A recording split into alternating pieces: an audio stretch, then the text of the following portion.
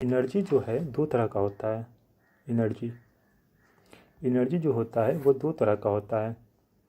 पहला होता है kinetic energy, half m v square. एक होता है पोटेंशियल एनर्जी, ये होता है एम जी एच।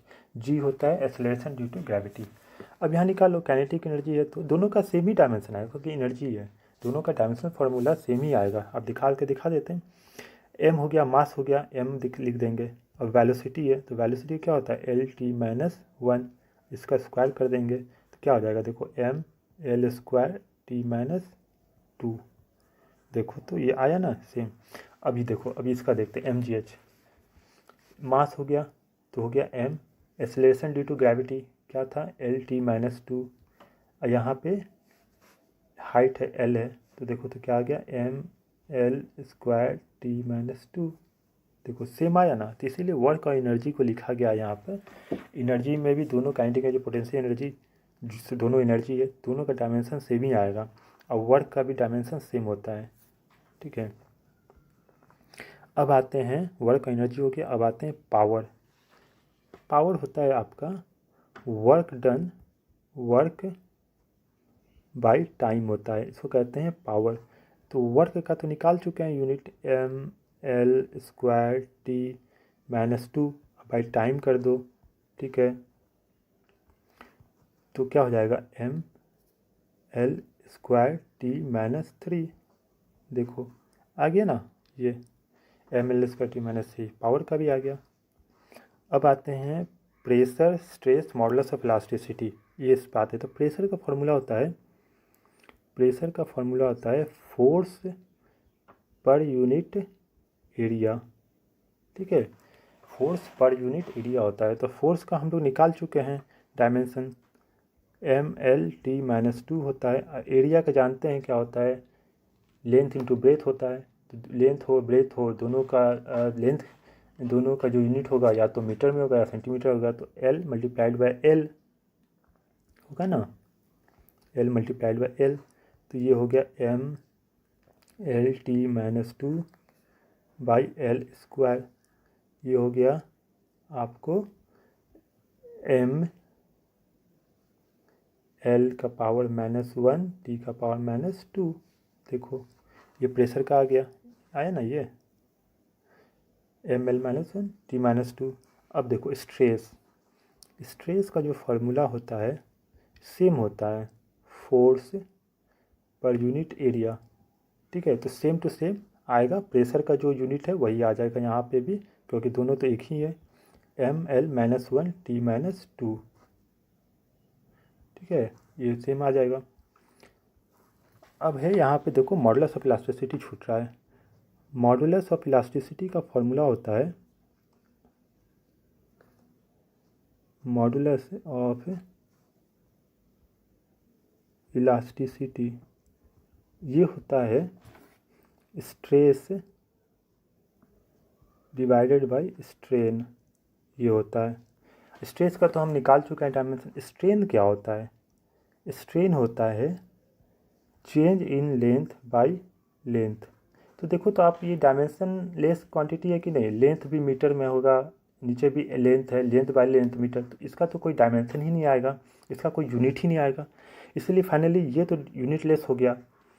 अब बचा जो तो स्ट्रेस बचा, तो स्ट्रेस का तो यूनिट हम निकाल ही चुके हैं, डायमेंशन निकाल ही चुके हैं, जो पीछे स्ट्रेसेस का या प्रेशर का सेम होता है। तो यानी मॉडुलस ऑफ इलास्टिसिटी का भी जो डायमेंशन होगा वो क्या हो जाएगा, सेम टू सेम हो जाएगा आपको, ये M L minus one T minus two ही हो जाएगा। ठीक है, ये सेम टू सेम हो जाएगा, हो गया। अब आता है आपको मोमेंट ऑफ, अब आता है आपको क्या, देखो मोमेंट ऑफ इनर्शिया। ठीक है, तो मोमेंट ऑफ इनर्शिया जो है इसका फॉर्मूला होता है moment of inertia, moment of inertia, इसका फॉर्मूला होता है मास मल्टीप्लाइड बाय रेडियस का स्क्वायर होता है। ठीक है, तो मास का आप पता है एम हो जाएगा, रेडियस लेंथ है एल हो जाएगा एल स्क्वायर, तो क्या हो गया एम एल स्क्वायर और टाइम तो है नहीं यहाँ पे, तो उसके ऊपर जीरो तो देना ही देना है, क्योंकि एम एल टी तीनों में लेना होता है। देखो ये आ गया तुम्हारा, ठीक है, मोमेंट ऑफ इनर्शिया भी आ गया। अब आते हैं हम लोग टॉर्क, मोमेंट ऑफ फोर्स, ठीक है। टॉर्क का फॉर्मूला होता है आर क्रॉस एफ। आर है ना आपको रेडियस है और एफ है फोर्स है, ठीक है। तो दोनों का यूनिट आपको पता है, रेडियस एल होता है और फोर्स का हो जाएगा M L T minus two. तो क्या हो गया, M L square T minus two. देखो आ गया ना ये M L square T minus two torque. और मोमेंट ऑफ फोर्स का भी सेम ही फॉर्मूला होता है, मोमेंट ऑफ फोर्स का भी सेम ही फॉर्मूला होता है आर क्रॉस एफ, ठीक है। तो इसका भी यूनिट सेम टू सेम आएगा, M L square T minus two, ठीक है। अब आता है हम लोग एंगुलर मोमेंटम, अब प्लैंक्स कांस्टेंट। एंगुलर मोमेंटम क्या होता है, ये होता है एंगुलर मोमेंटम, ये होता है आर क्रॉस पी, ठीक है। एंगुलर मोमेंटम होता है आर क्रॉस पी। आर हो गया तुम्हारा लेंथ का यूनिट होता है, और पी होता है मोमेंटम है, ये मोमेंटम लीनियर मोमेंटम है ये, ठीक है ना। जो हम लोग यहाँ पे निकाले हैं ना मोमेंटम, वही मोमेंटम यहाँ पे है, ठीक है। यानी यह है r cross m cross v है ये। तो आर का हम लोग जानते हैं एल होगा, एम का जानते हैं एम होगा, वी का जानते हैं क्या होगा, एल टी माइनस वन होगा। तो आप लिख दो क्या हो जाएगा, M L square T minus one, ठीक है। एंगुलर मोमेंटम का आ गया, देखो आ गया ना M L square T minus one ये, ठीक है। अब होता है प्लैंक्स कांस्टेंट, प्लैंक्स कांस्टेंट, ठीक है। तो प्लैंक्स कांस्टेंट होता है, एक फॉर्मूला होता है E is equal to h c by lambda. ये एच जो है ये प्लैंक्स कांस्टेंट है, ठीक है, प्लैंक्स कांस्टेंट है। अभी आप लोगों ने देखा होगा कि इनर्जी ई क्या है, एनर्जी है, ई एनर्जी है, ई एनर्जी है, सी वेलोसिटी ऑफ लाइट है, ठीक है। लेमडा वेवलेंथ है, आपको पता होगा वेवलेंथ क्या है, लेंथ का ही एक लेंथ होता है वेवलेंथ। अभी आपको पता है एनर्जी का यूनिट पता है क्या होता है, एनर्जी अब यहाँ तो देख लो क्या है एनर्जी का, कहाँ गया, हाँ ठीक है, ये देख लो एनर्जी का। तो आप डाल दो M L square T minus two, आपको एच चाहिए, सी क्या होता है वेलोसिटी है, तो एल टी माइनस वन हो गया, और यहाँ पे वेवलेंथ लेंथ का लेंथ होता है, तो एल हो गया। अब आप इसको जब करोगे तो आ जाएगा आपको प्लैंक्स कांस्टेंट का value M L square T minus one, ये आ जाएगा आपको, ठीक है। चलिए प्लैंक्स कांस्टेंट भी हो गया। अब आते हैं हम लोग coefficient of viscosity, F is equal to six pi r eta v होता है। ये जो ईटा है इसको ईटा कहते हैं, इसको कहते हैं कोफिशिएंट ऑफ विस्कोसिटी कहते हैं, विस्कोसिटी कहते हैं। अब ये दोनों तो कांस्टेंट है। अब बच्चा ये और ये आर है, ये रेडियस है, ठीक है, और ये वेलोसिटी है, ये वेलोसिटी है, और ये फोर्स है। लगा दो आप लोग, फोर्स का यूनिट क्या होता है, डायमेंशन, फोर्स का डायमेंशन हो जाएगा M L T minus two, L हो जाएगा यहाँ पे, एन निकालना है, वी क्या हो जाएगा एल टी माइनस वन। जब एन का निकालोगे तो आ जाएगा क्या, देखो आ जाएगा M L minus one T minus one, देखो आ गया ना ये same to same, same to same आ जाएगा। अब हो गया ये। अभी आप आते हो कोफिशिएंट विस्कोसिटी का सरफेस टेंशन। सरफेस टेंशन का जो फॉर्मूला होता है ये होता है force by length, force divided by length होता है। फोर्स का यूनिट आपको पता है क्या होता है, M L T minus two, length होता है एल, तो आप हो जाएगा M L zero T minus two, हो जाएगा ना, देखो एम एल जीरो T-2 ये आ गया, ठीक है। अब है आपको sufficiency of universal gravitational constant, ये देखते हैं। तब इसका फॉर्मूला होता है F is equal to G m1 m2 divided by r square.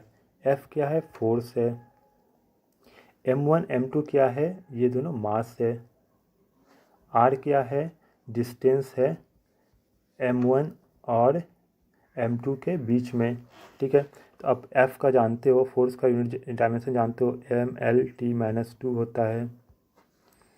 G निकालना है, यहाँ 2m है, मास है, तो m स्क्वायर हो गया डिवाइडेड बाई डिस्टेंस है तो l स्क्वायर हो गया। जब आप इसको करोगे तो G का आ जाएगा आपको यूनिवर्सल ग्रेविटेशन कांस्टेंट का m-1 L3T-2, ये आ जाएगा, ठीक है, ये आ जाएगा। अभी आप करोगे लेटेंट हीट। लेटेंट हीट क्या होता है, तो लेटेंट हीट तो आपको पता होगा, जैसे कि बर्फ़ है, बर्फ़ को आप पिघलाओगे तो बर्फ़ जो है वो 0 डिग्री सेल्सियस पे बर्फ़ है, फिर वो पानी जब बनता है भी तो 0 डिग्री सेल्सियस पे होता है। तो ये जो होता है हीट जो उसमें डाला गया उसको कहते हैं लेटेंट हीट बोलते हैं, ठीक है। जिसको Q से दिखाते हैं, इसका होता है मास, ये होता है L, ये होता है लेटेंट हीट, ठीक है। तो आप इसको अभी अब को है ना, ये Q क्या है, एनर्जी है, एनर्जी है। तो एनर्जी का है ना हम यहाँ से निकाल चुके हैं dimension, mL2T-2 is equal to mass क्या है, m होगा, ठीक है, यहाँ m होगा। जानते हैं बेसिकली यहाँ पे लेटेंट हीट लिख दिया है, लेकिन लेटेंट हीट ऑफ वेपोराइजेशन लिखना चाहिए था, लेटेंट हीट ऑफ वेपोराइजेशन, ये ज़्यादा बेटर होता, तब जाकर ये थोड़ा सही बन पाता, सही इसका मतलब निकलता, क्योंकि L हुआ तो L हो गया, तो m0L2T-2 ये आ गया यहाँ पे, ठीक है। अब होता है, इस अंतिम है स्पेसिफिक हीट, ठीक है। स्पेसिफिक हीट तो Q इज इक्वल टू होता है mass into specific heat multiplied by change in temperature. Change in temperature तो Q क्या है, ये भी एनर्जी है, ये मास हो गया, ये स्पेसिफिक हीट है, और ये है टेम्परेचर का चेंज, ठीक है।